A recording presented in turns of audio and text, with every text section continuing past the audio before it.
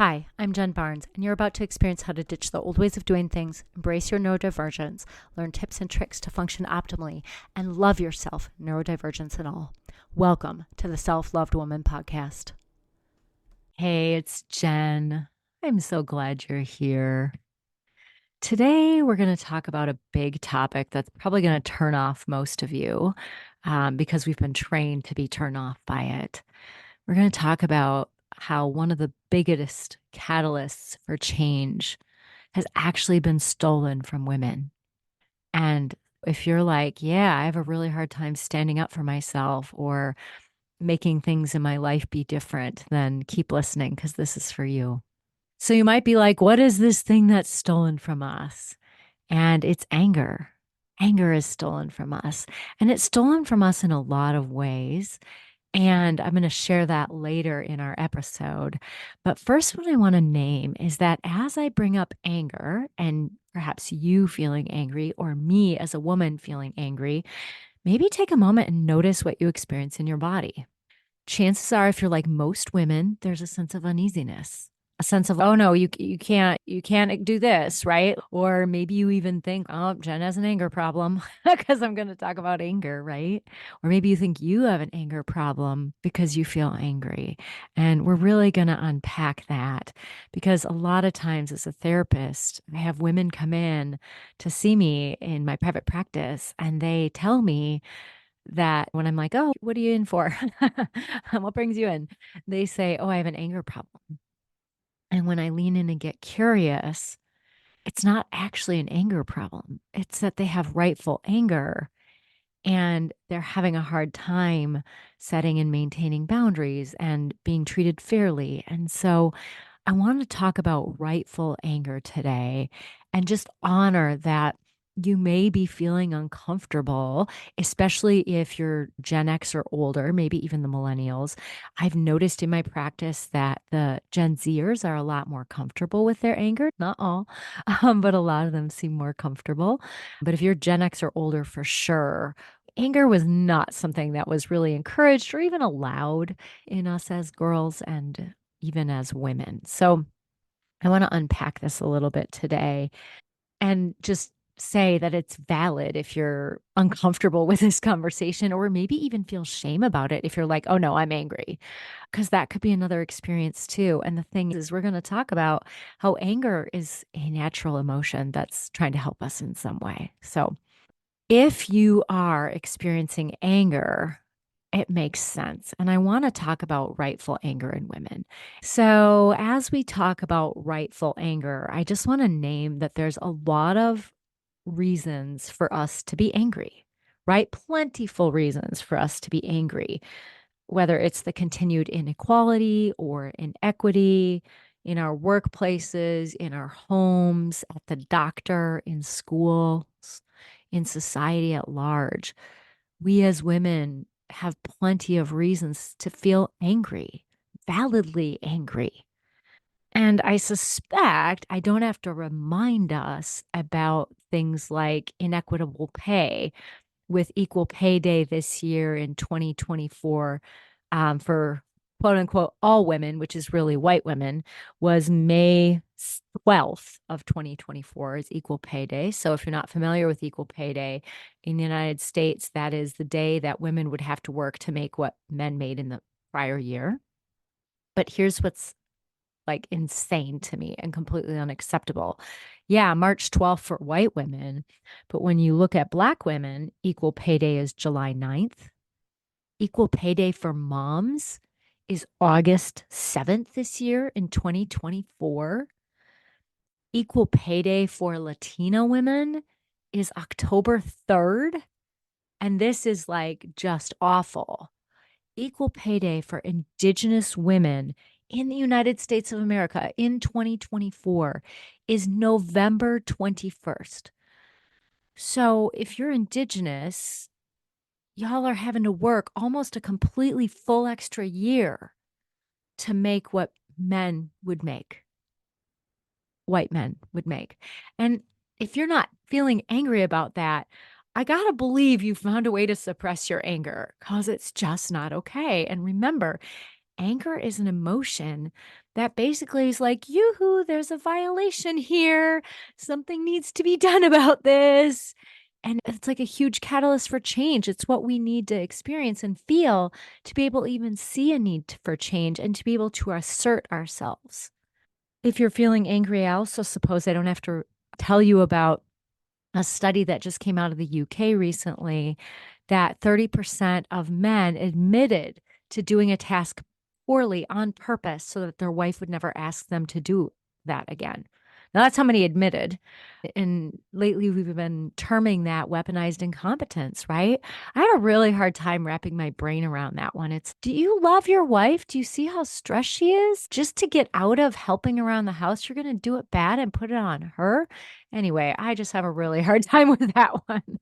I'm no longer partnered myself, but that one always astonishes me. I have a really hard time figuring out how that could even be okay and how we couldn't be angry about that.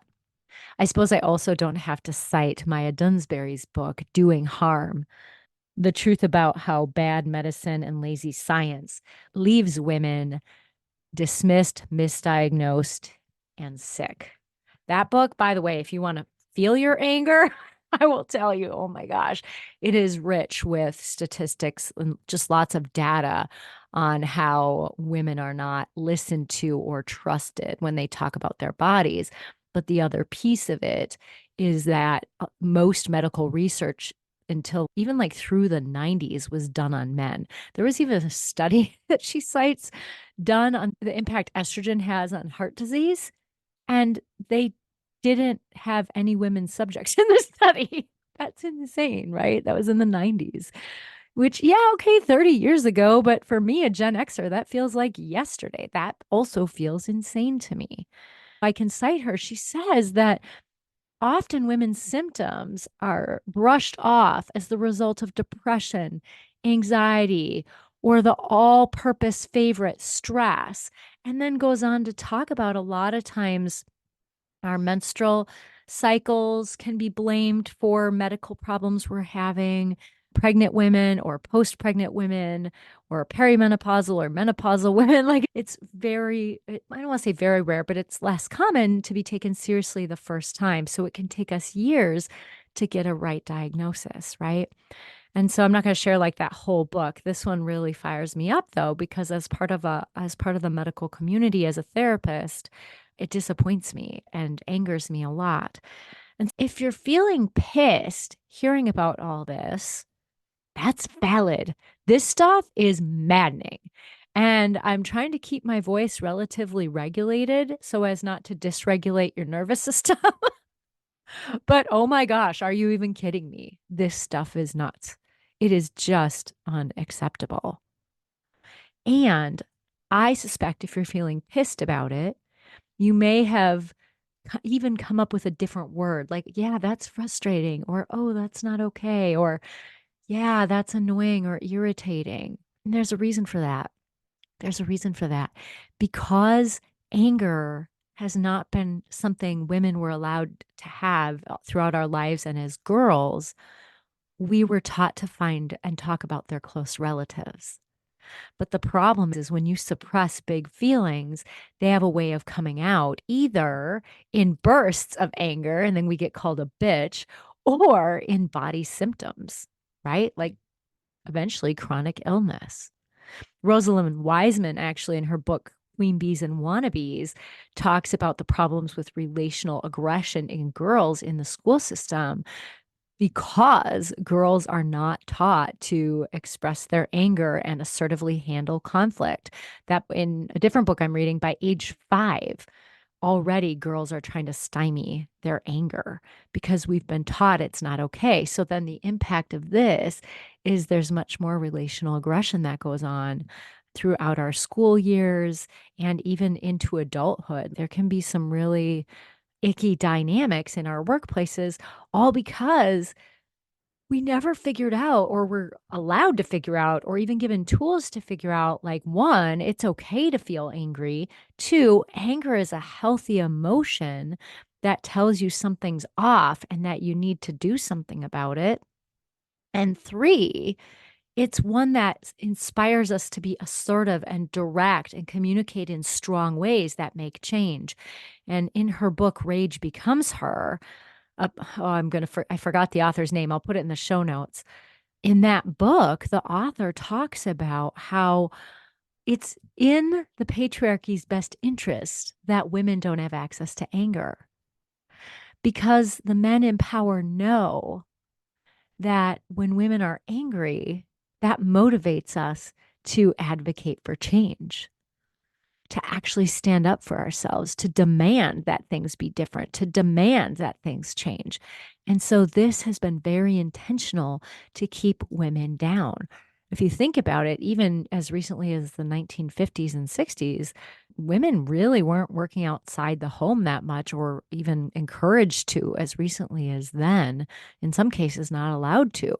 There's old commercials that over the last, I don't know, sometime in the last 20 years, I saw one and it was like basically an ad for how to learn how to be a good wife and make sure you have warm dinner on the table and you could bake cookies so that the smell of cookies welcomes your husband when he comes home from work so that he can enjoy the pleasant smell of home and make sure you touch up your makeup and put on a nice bow, right?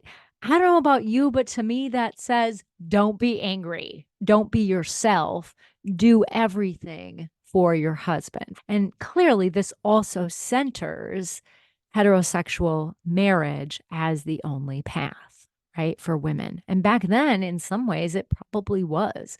Women could not have their own checking accounts or credit cards till right around my birthday, and I'm 50, which is crazy to me. And so when you think about that, anger was not safe for women because we couldn't work. If we expressed anger or dissatisfaction and our husband kicked us out, we were screwed as recently as the 50s and 60s. And I think a lot of women still feel that way, whether in the workplace, they're being mistreated. There's all kind of data on how women in the workplace carry additional emotional load because they're the ones that people come to when there's a problem, even if there's a supervisor, especially if the supervisor is a man. They tend to go to the women in the office to get support, and that takes time away from work women can be doing. It's not that we don't want to help our coworkers, but when it happens often enough, it takes away time from the work we can do to get ourselves promoted. Also, women in the workplace are way more likely to have to do the party planning and take the meeting notes and things like that. And a lot of times there just isn't space for us to express our anger because we're afraid of getting fired in those situations. I work with a lot of women who want to speak up at work, but there's a big fear about being fired. Even recently, someone who is being pretty severely sexually harassed was afraid to report it out of fear of retaliation and up to losing her job, right? And so we have every right to be angry and come by it honestly that even discussing anger makes us feel uncomfortable. That perhaps we don't know how to express anger. Perhaps we're scared of it, even. And I want to talk about this because the problem is, of course, if we don't experience our anger, then we don't get that little signal from inside that's maybe big signal inside that says, yoo-hoo, this shit isn't okay. No, absolutely not. Something needs to be done here. If that never happens, then we just go along and stay small and just do what everyone else needs. And a lot of times that can lead to depression and anger being turned inside and coming up in the forms of chronic health conditions. I think I don't have to say that chronic health conditions, especially like autoimmune disorders, disproportionately affect women. And I would be shocked if this doesn't play a significant role. I don't have data on that. We do know that from a study that's cited in The Body Keeps the Score, that incest, which now we call sexual abuse, but sexual abuse increases the chances of an autoimmune condition in adulthood. And it has to do with the RA-RO ratios. So if you're a doctor or a sciencey person, those ratios are off so that now instead of the body attacking outside when it sees threat, it attacks the body itself, its own body, your own body. And then that creates that is an autoimmune condition, whichever one, right? And I will tell you, as a trauma therapist who sees only women, I didn't know any or few autoimmune conditions. Like I knew MS and lupus, but I knew very few until I started focusing only on women and women with trauma histories. Now I could probably list off five and most of the symptoms to the point where when I spot them, I'm able to refer people to the doctor. Not because I can't diagnose that's out of my scope, but my point is it's that common. And this is something Gabor Mate talks about, or Gabor Mate, I think I say his name incorrectly, in his book, When the Body Says No, is that he was working with women and they had all these like seemingly obscure chronic conditions and autoimmune disease and things like that. And he's, what is going on? And so he listened. He actually tuned in and listened, and he heard that a lot of them had trauma in their histories. And I got to tell you, I bet he also heard that a lot of them had suppressed anger. First of all, when you're being traumatized, it's probably not safe to be like, this isn't okay, right? Or at least your nervous system doesn't think it is, right? So we know that us stuffing our feelings isn't healthy and can lead to more medical problems. And we also know that not being able to express our anger and be assertive can also lead to more medical problems because at the doctor, we might not be taken seriously as quickly because we're women. And so I want to talk a little bit about what we can do about this. So I've really unpacked the problem. I've unpacked how we are rightfully angry, right? We are rightfully angry. And I'm not even talking about additional rightful anger that Black people have or Indigenous people have, really anyone of color has, right? About racism and, the systemic ways that they have been mistreated. But as women, we have also been systemically mistreated in different ways. I'm not here to compare. I'm not into comparative suffering. And it's true. We also have been, in some ways, systemically not allowed to do things that we could do if we were men, right? There were a lot of mixed messages. So now I want to talk about what to do about it. Because if anger is a valid emotion, then it's something that we need to feel and experience. And especially if not feeling it and experiencing it leads to chronic health issues potentially, as well as being less likely to be promoted and paid and be able to make change in the world, right? To be clear, I'm not blaming us women or we women for the lack of change. We have not been allowed to express our anger, and that has been what got in the way. But now we can choose to find ways to do that. I do want to start by saying if you're in a domestically violent situation, if you are in a risky work situation where there is a good chance if you expressed your outrage, you really would get fired, that you really want to assess for psychological safety to be able to express anger or see even if there's another way to do it, especially if you're in a domestically violent situation. This may not be for you right now. I just want to honor that. I would love you to be able to do this, but I would recommend that you have the support of a professional where you have access. Well, I'm a professional, but where you have one-to-one support from a mental health professional so they can guide you through those kind of tricky situations. In general, what needs to happen, in my opinion, as a mental health therapist and an ADHD coach, is that first of all, we need to start noticing that we're angry. We need to stop minimizing our anger by saying we're a little frustrated or we're a bit annoyed or irritated. And that is or can be very hard. And I'm not suggesting you have to post it on Facebook or say it to everyone like, I'm angry. Although I've gotten in the practice. And what I found is when I tell women that I'm feeling angry, they're like, me too. Right. I had the recent experience in my IFS level 2 training where we checked in the morning because we practice on each other. So we want to have a little dipstick as to how everyone's doing. And I had experienced some really toxic masculinity around that time. And I was feeling pissed as heck. No, pissed as hell. Let's be honest. I was so mad. I was just like, oh my gosh. So when it came to my turn, I was like, I'm angry. I'm actually pissed as hell. Like I'm angry. And I was like, and I feel uncomfortable saying it because I'm afraid I'm going to turn all you off and make you not want to talk to me, but I'm feeling angry. And so you can hear in that I even was trying to justify it to them or protect them from angry woman, right? Which is a bigger problem. I know Black women particularly get called the angry Black woman, which is supposed to be this bad thing, which I actually like angry Black women. And yeah, sometimes they're angry at me because I'm white and do something stupid or something I don't know yet is not okay. And I'm working on figuring that out. But I actually appreciate that anger because there's clarity in, oh, okay, good to know. So what I will say though is I was like trying to protect people from a woman being angry. My God. And what happened was beautiful. In that group of IFS therapists who are all at the same training, most of the women, because I talked about why I was angry with the toxic masculinity and in my own situation, but just also with a lot of clients struggling with their partners doing the whole weaponized incompetence thing, among other things. And I was feeling really frustrated. I explained that, and almost everyone in the group unmuted and was like, yep, same, same, same. And it was actually through that I was told to read the book Rage Becomes Her because it's super validating and it feels supportive in a way that allows us to actually work with this feeling.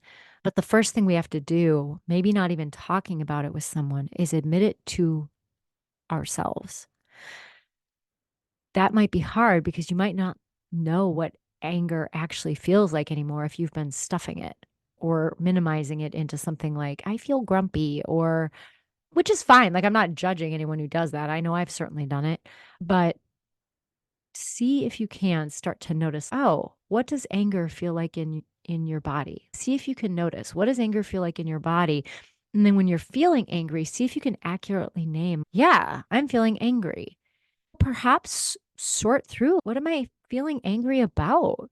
And see if you can sit with that anger for a bit. And if you're new to being with anger, you might only be able to do it for a few seconds. It might be overwhelming. So just pace yourself as you step into this if anger is something that you've suppressed completely for a very long time. Then you want to validate it and be like, of course I'm angry about that. Of course I'm angry that I have to remind my spouse to take out the garbage, his one chore. And then he treats me like I'm a nag because I have to remind him. Of course you feel angry about that. And see if you can validate it. And you might need to sit with it. Might need to experience the anger. And eventually, after you've worked through the anger, you can figure out, what do I need to do? What is this anger telling me I need right now? I'm not trying to get us all divorced and suggest you immediately leave your husband, to be clear. But it might be that you're like, oh, hey, I need us to sit down and have a really frank conversation about equity in our home and having a household of teamwork, right? It could be at work, finding a way. And I'm not suggesting you have to go in guns a-blazing, telling your supervisor, I'm angry because blah, blah, blah, blah, blah. Although I've certainly done that before. I was lucky that it was well received. Um, although I was told I could work on my diplomacy skills. So there's that, which I have my own opinions about, but okay, that's fine.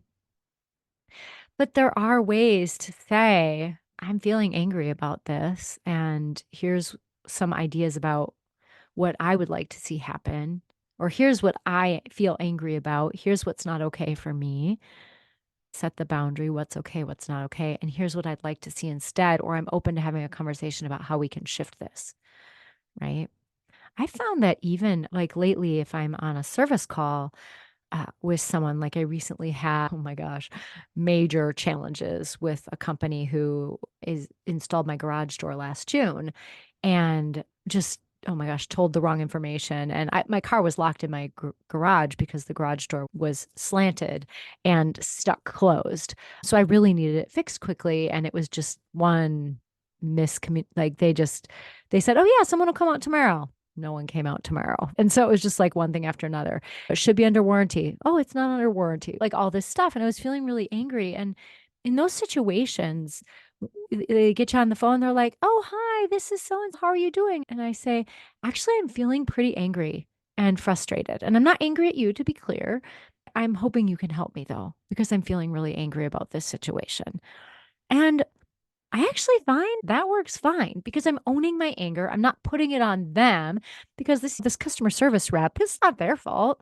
A lot of times sometimes it's just a bigger policy that companies have, and then the employees are stuck enforcing it, right? But I'm not suggesting we go off on people or we give them a piece of our mind. I actually don't think that's okay.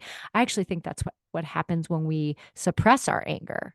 I'm not suggesting that we don't have our moments, right? Where if you've asked your kids 2 or 3 times to do something and they haven't, it's only naturally you're going to be like, oh my gosh, I told you to do this, right? That's a natural response.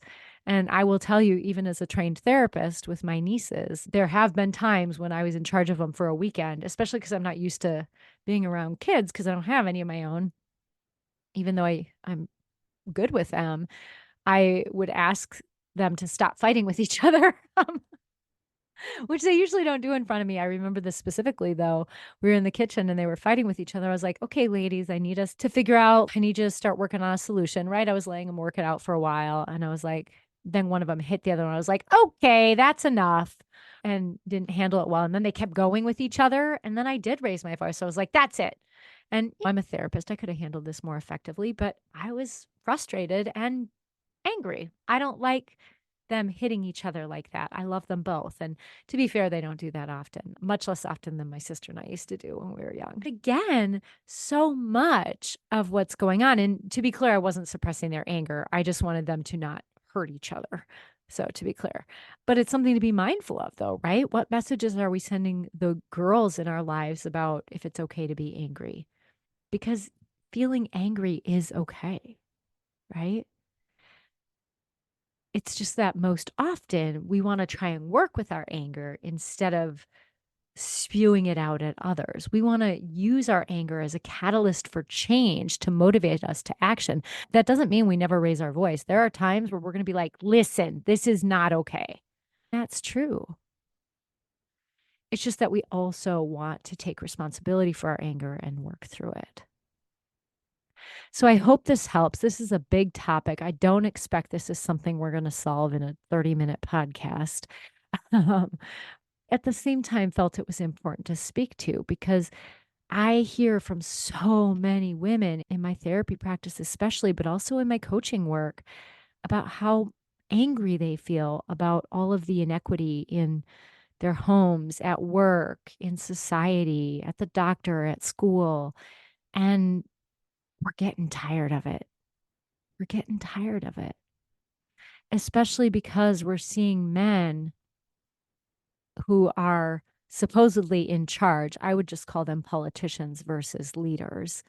So we're seeing politicians who are supposed to be leading but aren't, like, not using anger in healthy ways, instead using it toxically. And that can be incredibly frustrating and angering for the rest of us to watch, especially women, because it's, oh my gosh, they accuse us of being out of control when we're angry. But like we exhibit rightful anger or rightful rage, and you think we're the ones who are emotional? Okay. And again, there's just so much suppression of emotion that happens that contributes to this. So, my hope for you is that maybe you even just start paying attention to notice when you're feeling anger and at least name it for yourself and validate it, even if you're not quite yet ready to act on it. You could even keep like an anger journal just to write down, I feel angry about this and I want this to happen. And perhaps you might be able to articulate the changes you want to see, or perhaps you might need more one to one assistance with doing that. I would encourage you to seek out a mental health professional to help you do that. When I say mental health professional, to be clear, I'm not saying you have a mental illness, but a therapist usually is someone who can help with that. You don't have to actually have a mental illness to be seen by a therapist. You do need to be diagnosed to have your insurance be billed. That's a whole nother topic. They can diagnose you with an adjustment disorder, which basically means that life is hard right now. So, anyway, all right. It's great to have you all here. Thank you so much for being here. And if you're not following yet, be sure to follow and please check me out on Instagram. My Instagram handle is ridiculous. It's in the show notes. It's I am Jen Barnes, Barnes, like Barnes and Noble, but an underscore between each word. All right. I'll see you next time. Take care.